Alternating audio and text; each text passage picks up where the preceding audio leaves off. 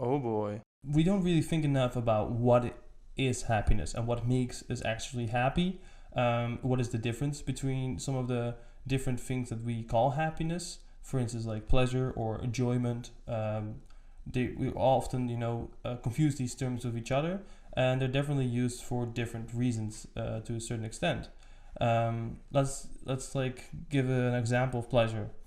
Pleasure is mostly seen as short-term happiness.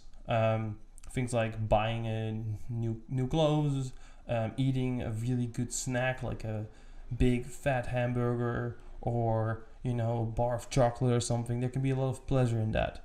That's the way that often pleasure is used, as far as I know. That's seen as pleasure, especially in also old philosophy. I've read some things about it. That is pleasure often used in this term. Um, Joy is more used in a way of like um, internal happiness or internal, yeah, joy. Um, so something that you really value from the inside. Like things like I love basketball. I really enjoy basketball. Not everybody enjoys basketball, but I really enjoy it. You know what I mean? So that's a certain internal happiness that you have in yourself that you can create by doing something in the external world.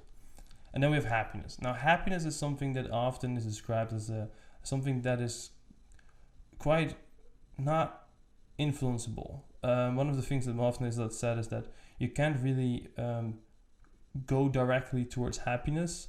Happiness is just something that is thrown together from different things, and certainly on a certain moment you are happy because of different situations, and you can't really aim towards happiness. Like one of the things that often is said is that if you aim towards happiness, you will definitely be unhappy.